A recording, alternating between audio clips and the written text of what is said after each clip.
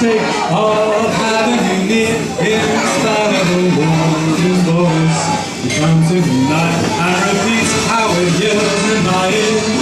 Don't you know, little fool, you never can win. Why not use your mentality? Let's forget up to reality. And each time that I do this, the problem makes me start to fall again. Got you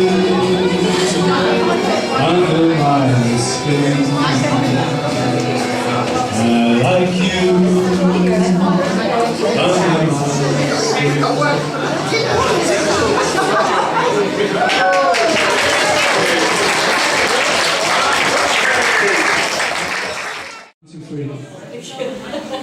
Little rabbits. Yes, is that good? Is that good? Does that sound alright? It's tremendous to see you all here.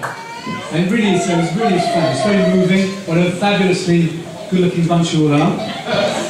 Many of you already here in the same room under the same boat 10 years ago for my father's 70th, for Ian's 70th. I did a speech then when I pretty much said everything I had to say, really. So and I described as best I could the sweep of this life. And so I didn't really know what I was going to say today, what I was going to add. And then new information came to light. New facts emerged about my father's time in Singapore in the 1950s, when he was young, free and single, and when he was even niftier than he is today on the dance floor. So this new information has come to light of a steamy, tropical liaison with the daughter of an immensely rich Chinese grandee. A young lady who, like all the well-brought-up Chinese ladies in Singapore at the time, loved to dance the cha-cha-cha. She was very good at it, apparently. When was it you went to Singapore? Was it 56? It was really quite an adventurous thing to do. Reply to a job advertisement in the newspaper, a job to do with underwater photography that he'd been doing off Guernsey, and go on a ship to live on the other side of the world.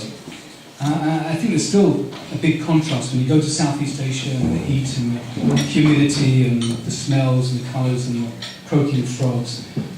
But perhaps then, so soon after the war, Britain was a drabber and damper, more overwhelmingly brown place than it is today, and the colours must have seemed even brighter.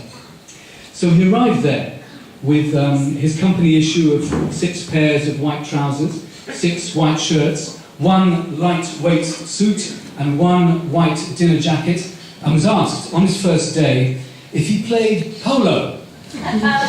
So that was a no, but it was here that he took up rowing. Rowing, you know, as far back as I can remember, Wednesday evening, rowing. Pa, you must have been a member here for 50 years, pretty much. It must be something like that. I mean, it's quite a big deal, isn't it? Being true to a sport for such a period of time, true to a club as well. You know, this club. Round the house, we bump into those initials all the time. The LRC initials, LRC kit, LRC cups, LRC decanter, and it still is an unusual thing to do.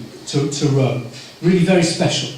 I mean, it's great for sport physically, it's exciting, speeding across the water, but unlike most sports, it's not a game, it's not play.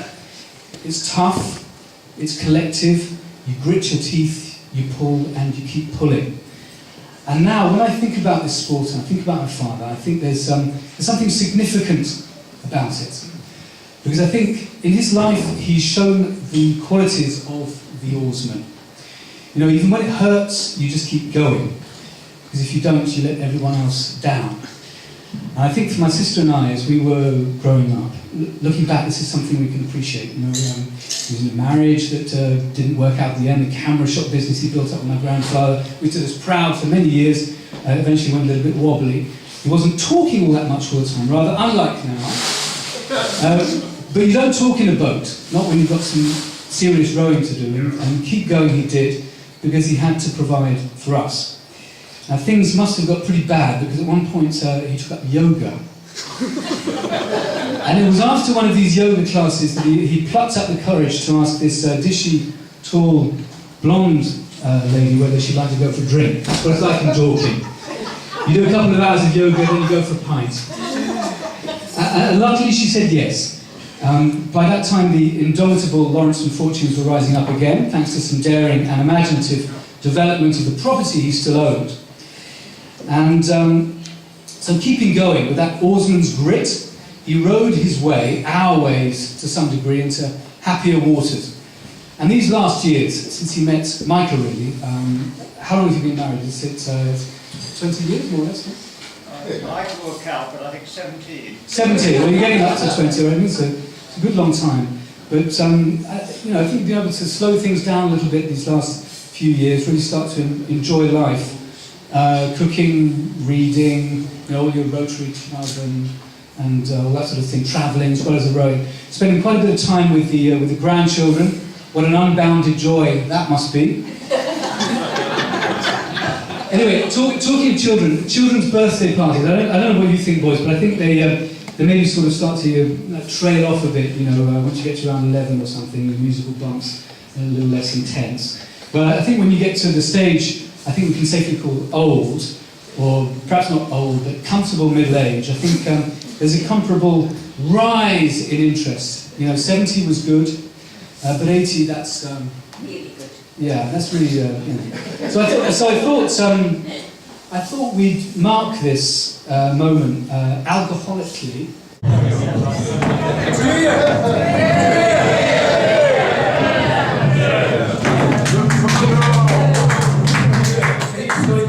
Yes.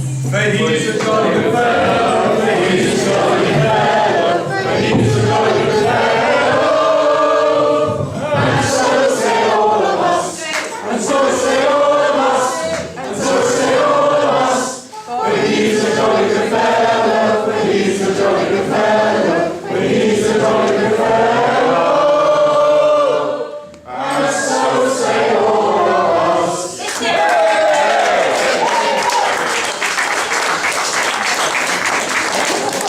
Thank you. And now I think putting